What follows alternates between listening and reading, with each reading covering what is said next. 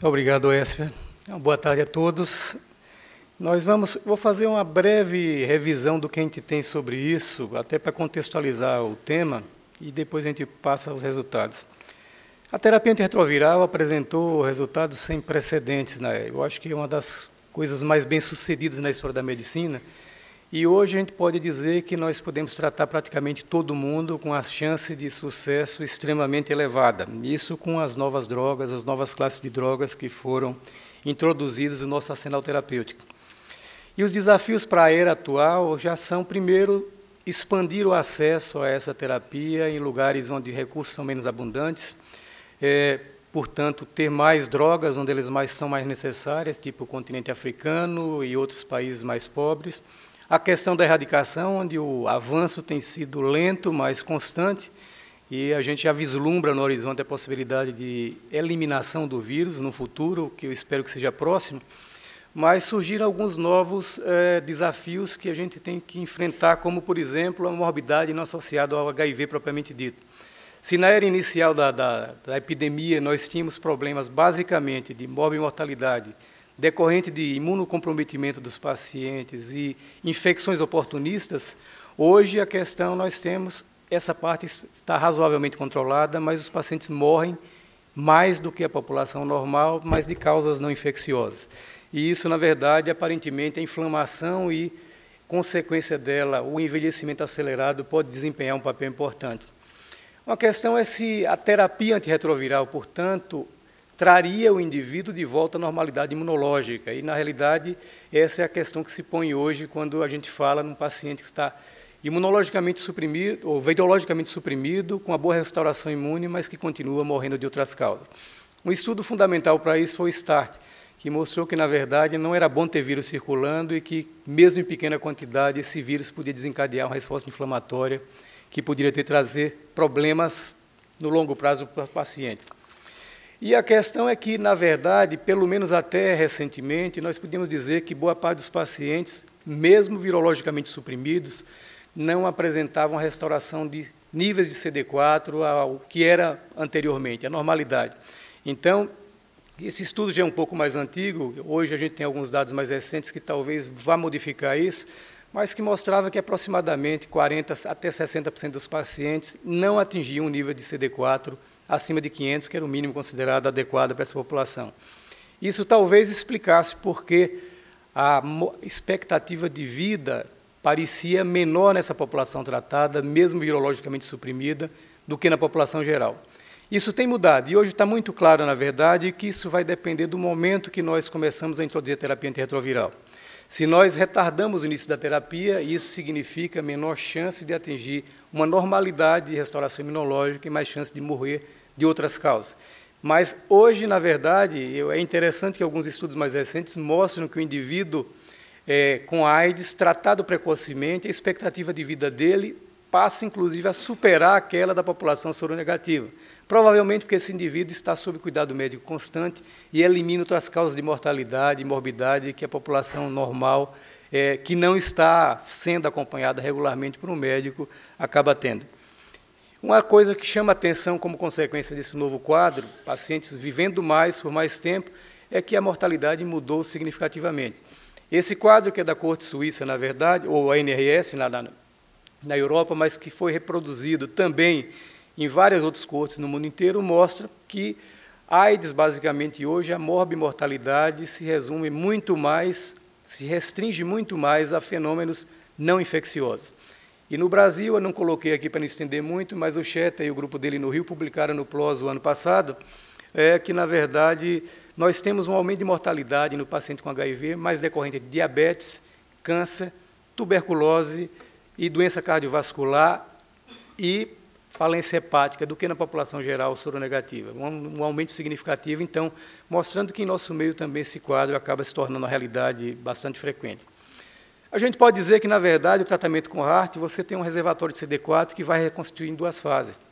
A primeira é uma fase de liberação que chega a uma subida muito rápida do nível de CD4, que, inclusive, o paciente fica muito animado naquele primeiro momento. Isso é basicamente pela liberação daquelas células, principalmente em linfonodos, vão para a periferia, mas depois ela cai para um nível mais adequado ao estado basal que o paciente tinha e vai se recuperando lentamente depois de alguns anos. Ela pode chegar à normalidade. A extensão dessa recuperação vai variar de paciente para paciente e vai variar principalmente, talvez, do momento em que nós introduzimos a terapia antirretroviral e conseguimos supressão virológica para esse paciente. Então, na verdade, uma das coisas que chama atenção mais recentemente, esse foi um trabalho apresentado por um grupo italiano ano passado na CROI, é que a relação CD4-CD8, que tradicionalmente a gente não liga muito para esse número. Na prática clínica, a gente estava muito mais preocupado no percentual de CD4 e no número de CD4, mas, gradualmente, a gente foi percebendo que essa relação é importante. É um marcador já conhecido de imunossenescência, de ativação imunológica, mas a Mussini mostrou ano passado que pacientes que apresentavam supressão virológica, recuperação de CD4, mas uma relação CD4-CD8 invertida, aumentava o risco de progressão para fenômenos não infecciosos e aumentava, inclusive, quando essa relação se mantinha abaixo de 0,4, aumentava o risco de mortalidade por todas as causas, mas principalmente causas cardiovasculares, mostrando que esse marcador de ativação imune pode ser um bom parâmetro para a gente avaliar a evolução clínica desses pacientes no longo prazo. E nós estamos falando de pacientes com viremia controlada durante anos, com CD4 no nível normal, mas que com a persistente ativação imunológica refletida numa elevação do número de CD8 em relação a CD4. Então, quanto mais baixa essa relação, aparentemente, maior o risco desses pacientes desenvolverem morbidades não infecciosas e, inclusive, morrerem devido a esses problemas. Então, aparentemente, isso se deve à ativação imune persistente. E a gente já sabia que a ativação de células T tem uma razão direta com o nível de viremia. Então, indivíduos não tratados têm mais do que vírus e mais ativação do que indivíduos em tratamento com supressão parcial, que vão ter, por sua vez, menos do que pacientes indetectáveis, mas que vão ter um pouco mais de ativação do que a população normal. Então, esses indivíduos, aparentemente, mantêm essa ativação persistentemente anormal de células T, mesmo com tratamento bem-sucedido do ponto de vista virológico. E isso, aparentemente, se reflete num comprometimento da capacidade de recuperação adequada de células CD4. Então, a gente pode ver que, com esses marcadores, há uma relação inversa dessa ativação e a recuperação de CD4 numa população suprimida do ponto de vista virológico. Isso, aparentemente, também se reflete essa ativação de células T em senescência e aterosclerose. Indivíduos da mesma faixa etária com HIV apresentam muito mais marcadores de senescência imunológica e marcadores de doença vascular, como aterosclerose, do que indivíduos soronegativos da mesma faixa etária. Isso, na verdade, esse quadro, em indivíduos mais jovens, semelha muito àquele que é observado em pacientes idosos soronegativos, de muito mais idade. Então, isso leva à hipótese de que, aparentemente, esses pacientes, em decorrência dessas ativações imunológicas e inflamatórias, eles teriam um envelhecimento acelerado. Há quem conteste essa teoria, e, na verdade, nós não temos dados absolutamente consistentes dizendo que isso é verdadeiro.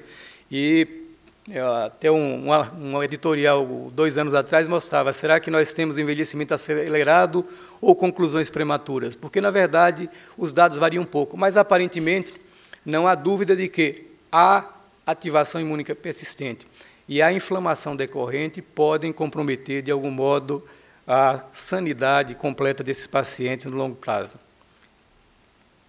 Então, a inflamação persiste durante HART. Isso pode comprometer CD4, aumentar o risco de morbidade associada ou não à AIDS.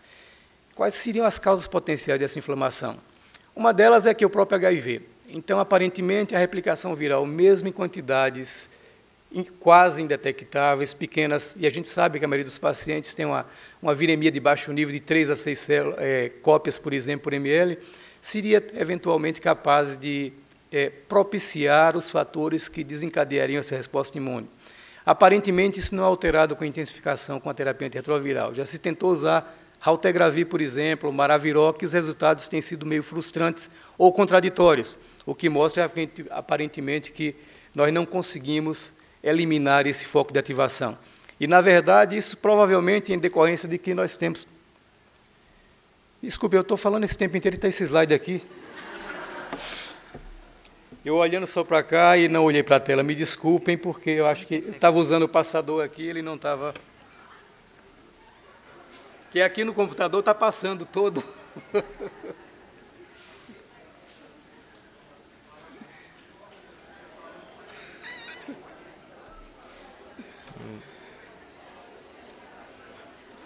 Aqui ele tá passando, calma. Eu vou passar aqui melhor. Agora foi. Agora tá passando. Olha, esse é o que dá, porque a gente não, normalmente eu aponto de vez em quando aqui o laser e dessa vez eu simplesmente não usei. Quando eu resolvi olhar, eu olhei que está no título ainda aqui. Mas na minha tela aqui estava passando, cada vez que eu acionava aqui, ó, ele passava. Então, por isso que eu achei que isso aqui é o resumo da... Vamos passar rapidamente aqui. Então, essa é aqui mostrando o comprometimento de CD4, me desculpem pela... Aqui as causas de mortalidade. Eu espero que pelo menos eu tenha me feito entender sem os slides, né? E aqui aqueles dados que eu mostrei, que eu acho que isso aqui vale a pena parar um pouquinho, porque mostra basicamente a possibilidade de como essa relação CD4 e CD8 comprometida acaba impactando a morbimortalidade nesses pacientes. E a ativação imune, esse aqui eu acho que era difícil entender sem que, na verdade, estivesse mostrando o slide, mostrando que, na verdade, à medida que você vai aumentando a supressão virológica, você vai diminuindo a ativação, mas ela persiste em relação à população normal, e essa ativação compromete a resposta de CD4, assim como você tem a ativação de células T com uma correlação muito forte com senescência e aterosclerose. Então, voltando aqui, eu acho que já estamos quase no momento que eu parei ali. Quais as causas de inflamação, portanto? Então, primeiro, a replicação viral produtiva, que, na verdade, mesmo em baixa intensidade, isso seria suficiente para desencadear essa resposta inflamatória. E isso mostra, basicamente, que mesmo em pequenas pacientes virologicamente suprimidos durante longo tempo, eles têm viremia de baixa intensidade. E, aparentemente, essa viremia poderia contribuir, está contribuindo para a manutenção desse processo de ativação imune e de inflamação. E, na verdade, se a gente pega, por exemplo, biópsia de tecido retal, mostra, por exemplo, que não é complicado você diagnosticar RNA viral, mostrando que há replicação tissular também e que isso, eventualmente, estaria ligada a esse desencadear dessas manifestações inflamatórias. Nós sabemos, por exemplo, que no processo inicial há uma depressão muito grande de células CD4, aqui marcadas, e aqui apenas 10 dias após a infecção. Isso na fase aguda, essa destruição aguda de células CD4 no intestino, principalmente no tecido linfóide intestinal, levaria a uma maior permeabilidade à liberação e à penetração de bactérias. Liberação, por exemplo, de lipopolissacárides na circulação. E isto seria também um fator que, nesses estudos, mostra claramente que quanto mais LPS na circulação, mais você teria ativação imunológica e, portanto, mais inflamação. Então, você trata o paciente com HIV, suprime o vírus, diminui a translocação, mas ela continua persistente, já que aquele dano tissular não é imediatamente reparado e pode levar mesmo muitos anos para que isso venha a acontecer. A outra questão que é importante são infecções virais crônicas, principalmente, e o papel na ativação imune. Já existem alguns trabalhos mais antigos mostrando, por exemplo, que pacientes infectados cronicamente pelo vírus da hepatite C apresentam menor recuperação de CD4. Então, na verdade, a própria hepatite C seria um fator que provavelmente manteria esse processo de ativação imune e levaria a um comprometimento do CD4. E, na verdade, um exemplo claro disso é o que a gente vê com o citomegalovírus, que é um vírus também ubíquo em nosso meio. Nós temos basicamente... Vocês vão ver daqui a pouco, em Salvador, eu tentei avaliar o papel disso, é impossível, porque 100% dos meus pacientes e 98% dos controles aparentemente saudáveis são infectados pelo citomegalovírus. Então, não dá para você dizer qual é o papel disso aí. Mas ele claramente desencadeia uma resposta imunológica com ativação imune maciça, e isso persiste ao longo do tempo, já que é um vírus de longa permanência, vai morrer com a gente.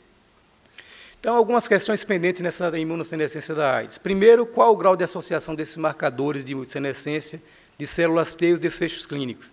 Isso pode, inclusive, sugerir novas abordagens terapêuticas. Por exemplo, existem alguns trials usando ganciclovir para tratar a infecção por citomegalovírus, tentando diminuir essa imunossenescência. Quanto disso decorre da imunoativação decorrente pós-HART? E aí isso pode, inclusive, ajudar a definir se a estratégia de começar cedo o tratamento também é mais adequada. Então, nós fizemos um estudo caso-controle em Salvador para avaliar os fatores associados à reconstituição imune em pacientes com AIDS sob terapia antirretroviral. Esses pacientes deveriam estar suprimidos por pelo menos um ano, carga viral abaixo do limite de detecção, e nós dividimos arbitrariamente em 3 grupos. O primeiro grupo é aquele que nós consideramos com reconstituição completa, ou seja, o indivíduo tinha atingido CD4 acima de 500 células, mais uma relação CD4 também normalizada, acima de 1. O segundo, que nós também, eu disse, isso é um conceito arbitrário, obviamente, chamamos de reconstituição parcial. Eram indivíduos que atingiam um número de CD4 elevado, acima de 500, mas que tinham uma relação abaixo de 1, mostrando persistência de ativação imune. E o terceiro grupo, que seria de falha na reconstituição imunológica, onde nós teríamos aqueles que não atingiriam o nível de CD4 acima de 500 e também não teriam relação acima de 1.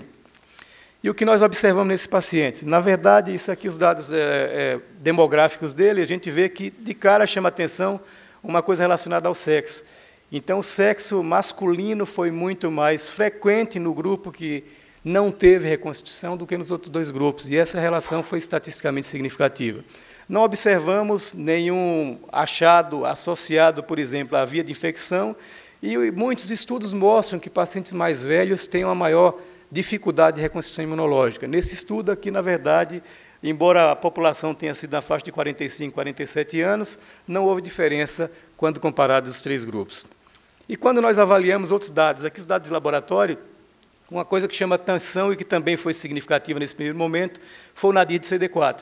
Então, o grupo com resposta inadequada, a partir de um CD4 médio de 164, conta 230 no parcial e 314 no grupo de restauração completa, o que foi significativo. Novamente, aqui a questão do sexo masculino, que a gente vê que a chance é menor de recuperação, e, na verdade, os níveis de carga viral plasmática pré-terapia também eram maiores naquele grupo de pacientes que não apresentavam restauração mínima adequada. Outra coisa que nós avaliamos também era se o tempo sob supressão viral era significativo nesse grupo. E nós vimos que, na verdade, também, aparentemente, os indivíduos com a resposta inadequada tinham menos tempo sob indetectabilidade, digamos assim, do que aqueles pacientes com resposta adequada, mas não havia diferença significativa entre o grupo com resposta parcial e adequada. E aqui, será que o fato desse indivíduo também demorar muito tempo pós-diagnóstico para fazer o início da terapia fazia diferença? Isso não foi significativo. Nós tivemos aproximadamente entre 1 e 2 anos aqui entre o diagnóstico do paciente e o início da terapia, e isso não apresentou nenhum impacto sobre o desfecho desses pacientes. Um dado interessante aqui, vocês podem ver que nós temos até 2.300 dias de segmento. Isso é um tempo razoável, e um dado que é interessante nesse grupo é que nós incluímos pacientes diagnosticados e tratados lá na fase bem preliminar da terapia antirretroviral. Então, nesse grupo, nós temos desde pacientes com 2 anos de evolução até pacientes com 20 anos de evolução, o que dá um quadro bastante variado e que permitiu algumas análises interessantes posteriormente. Aqui os fatores, os padrões de restauração de acordo com infecções prévias. Infecção prévia, nós pensamos, doenças oportunísticas clássicas, não houve diferença. A faixa de variação foi exatamente a mesma e, aparentemente, isso não foi um fator de ter uma infecção oportunista diagnosticada no início. História de hepatite C, entretanto, mostrou uma clara concentração no grupo de recuperação parcial, e isso foi significativo. Você vê que os dois extremos não tem tanto, mas a maioria dos indivíduos com hepatite C se agrupa no grupo de restauração parcial. Não observamos associação com hepatite B e não observamos também com HTLV. Um outro dado é que tuberculose também aparece como um fator preditivo de resposta imune inadequada nesse grupo de pacientes. Nós fizemos uma análise multivariada disso aí e, na verdade, o que resta? Uma pequena diferença, mas estatisticamente significativa e com intervalo de confiança muito estreito, que mostra uma boa confiabilidade desse dado para o nadir de CD4. Mas, sem dúvida nenhuma, o dado mais impactante aqui é que a história prévia de hepatite C tem 18 vezes um paciente com diagnóstico prévio de hepatite C, chances de não apresentar uma restauração completa do que aquele que não tem hepatite C. Tuberculose, a associação desaparece. E aí o que nós vamos ver é que, na verdade, aparentemente, tuberculose aparece nesse grupo como um marcador de nadir de CD4 baixo. A gente vai mostrar daqui a pouco que esses pacientes se agrupam muito mais naqueles estratos de CD4 abaixo de 200 células. Então, tuberculose aparece porque os pacientes começaram com CD4 baixo, era um fator de confusão aqui. Mas a duração da supressão virológica e o sexo não se mostraram preditivos nesse modelo de regressão que foi feito aqui com essas variáveis. Portanto, de importante aqui aparece que o nadir de CD4 é um dos fatores determinantes, mas, principalmente, a história prévia de hepatite C é que parece definir a recuperação mais inadequada nesse grupo de pacientes. Esse é um dado interessante que mostra o padrão de restauração parcial aqui em cinza, inadequada em laranja e o adequada em azul, de acordo com o CD4 basal. Então, a gente vai ver aqui que, na verdade, abaixo de 100 cópias não tem muita diferença. De até 200 células, você tem a diferença menor. Mas o percentual a proporção de pacientes com resposta adequada vai progressivamente subindo a partir daqui, de uma maneira contínua, até aqueles com mais do que 500, praticamente 70%, apresentam restauração imunológica considerada completa, com, inclusive, normalização da relação CD4-CD8. Um outro dado que é interessante, diminui inadequada aqui, mas a restauração parcial não muda muito aqui ao longo desse período todo. Então, independente do CD4, é uma faixa que permanece basicamente estável, mostrando que esse grupo de paciente não é só o NADIT CD4, ele tem outros fatores que podem estar impactando essa resposta negativa em termos de restauração imunológica. E aqui nós vamos ver, por exemplo, isso aqui é para tuberculose.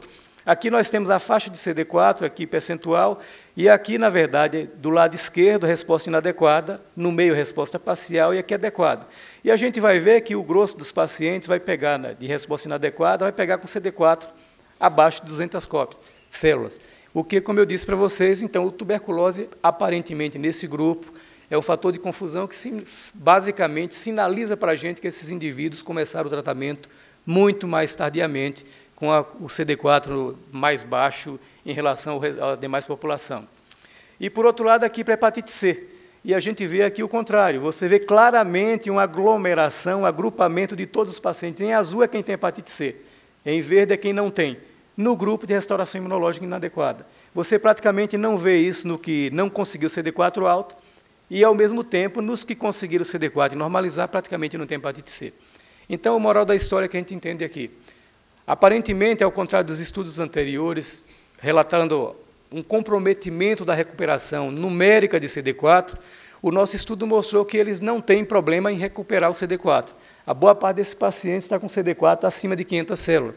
Entretanto, eles não têm a capacidade de normalizar a relação CD4-CD8, sugerindo que a hepatite C pode ser um fator importante para a manutenção da ativação imunológica nesses pacientes e, portanto, um fator desencadeante de inflamação crônica e que pode ter impacto negativo no desfecho clínico desses pacientes no longo prazo. Então, as conclusões maiores desse estudo, que mulheres têm maior possibilidade de reconstituição, mas aqui na multivariada nós chegamos a uma conclusão semelhante da tuberculose. Mulheres tinham NADIT CD4 muito mais elevado do que os homens, então, na verdade, é o contrário. Mostra que elas se cuidam mais, chegam mais cedo no médico e, portanto, restauram mais facilmente. O NADIT CD4 afeta negativamente, sem dúvida nenhuma, mais baixo, mas a hepatite C, principalmente, é o principal fator associado a uma razão anormal CD4-CD8. Bom, uma outra parte que a gente tentou avaliar é se a relação CD4-CD8 é um bom correlato de ativação imune persistente. E, na verdade, nós pegamos 31 controles, indivíduos doadores de sangue, fomos no banco de sangue, pegamos indivíduos aprovados para doação e utilizamos como controle, e daquele subgrupo nós separamos 27 com restauração completa, 27 com restauração inadequada e 30 com restauração parcial. E, para completar, incluímos 45 virgens de terapia antirretroviral. E o que nós observamos, na verdade, é que a idade menor é nos virgens de tratamento, claro, pacientes que acabou de ser diagnosticado, tem menos anos, não houve diferença muito em relação a sexo e tudo mais. E a gente vê que os pacientes com restauração completa, eles têm um perfil muito semelhante, por exemplo, em contrário de CD3, CD4 e CD8 nos pacientes controle, ao contrário, por exemplo, dos virgens de tratamento, e mesmo com menor intensidade, as diferenças entre os que restauraram parcialmente apenas a resposta imunológica. E, na verdade, isso aqui, a gente vê o grupo controle, a relação era de 1 para 57, o de restauração completa 1 para 1,22, parcial 0,67, inadequado 0,47, e os virgens de tratamento 0,46. A gente mostra que aqui, por exemplo, o paciente que tem uma restauração inadequada tem uma relação CD4 muito próxima daquele paciente não tratado, com viremia ativa persistente. E aqui algumas relações, por exemplo. Isso aqui foi só para ver como se comportava isoladamente os dois marcadores CD3 e CD38 e CD3 HLA-DR, tem uma correlação muito boa aqui. E aqui, na verdade, quando a gente vai avaliar a relação CD4 com CD3, CD38, por exemplo, HLA-DR, aqui a gente pode dizer que tem uma correlação mais ou menos aqui, isso também, uma correlação inversa, e é significativo, extremamente significativo. Um achado muito semelhante para CD4 também, aqui eu diria que estaria uma reta mais ou menos nessa situação, e também mostrando uma relação inversa entre a razão CD4, CD8 e esses células CD4 ativadas, e um quadro semelhante, embora um pouquinho mais inclinado aqui, eu diria a curva, para CD8 em relação à razão CD4, CD8. Então, na verdade, nós tentamos ver também se 2 herpes vírus de evolução crônica poderiam estar implicados nesse quadro. E tentamos testar Epstein-Barr e citomegalovírus. E foi desapontador, porque 100% desses pacientes tinham Epstein-Barr. E 100% dos infectados por HIV tinham citomegalovírus e 98% dos doadores de sangue tinham Epstein-Barr e citomegalovírus. Então, foi impossível avaliar se esses herpes vírus tinham algum impacto nesses marcadores, mas, pelo menos, eles estão normalizados por esses 2 fatores extras aqui. A gente não pode dizer que a diferença foi atribuída, por exemplo, à infecção crônica por esses 2 herpes vírus, mas sim, talvez, pelo quadro de hepatite. Então, as conclusões desse estudo é que essa relação CD4-CD8 se correlacionou de modo muito significativo com marcadores de ativação imune. E como nós fazemos habitualmente para controle dos pacientes com HIV, CD4, CD8, e essa razão vem muito fácil, então isso é mais fácil do que você pedir uma marcação adicional para avaliar essa população. Então, os pacientes com restauração imune adequada tinham menor frequência desses marcadores do que os controles soronegativos, inclusive. É um dado que eu não mostrei aqui para não prolongar, mas isso reflete, inclusive, aquilo que nós falamos em relação à expectativa de vida. Teoricamente, o doador de sangue é um indivíduo saudável, mas, no entanto, eles tinham mais marcadores de ativação imune, a frequência é muito maior, significativamente maior, do que aqueles pacientes com HIV controlados e com padrão de restauração imune adequado. Eles não diferiam do parcial e do inadequado, mas diferiam do que tinham. O paciente com HIV, aparentemente, tinha menos ativação imune até do que os controles soronegativos. Então, a frequência desse marcador de ativação foi inversamente proporcional à razão CD4 e CD8, e, portanto, a gente acha que essa razão anormal pode ser utilizada como marcador de ativação imune persistentes em pacientes infectados pelo HIV, e é um marcador que já é disponível nos exames de rotina que nós fazemos para essa população. Então, basicamente, esse é o grupo lá do laboratório que participou, foram 2 trabalhos de mestrado de Clara e de Érica, e aqui outros colegas que participaram desses estudos. Era basicamente isso que a gente tinha que ver. Eu aproveito só para convidar vocês para o irmão desse congresso aqui, que surgiu na mesma época, mas lá em Salvador agora virou congresso, e que vai ser nesse cenário aqui muito chato e desagradável de se olhar. Então, se vocês quiserem aparecer, serão muito bem-vindos. Muito obrigado, e eu me coloco à disposição para algum comentário ou pergunta.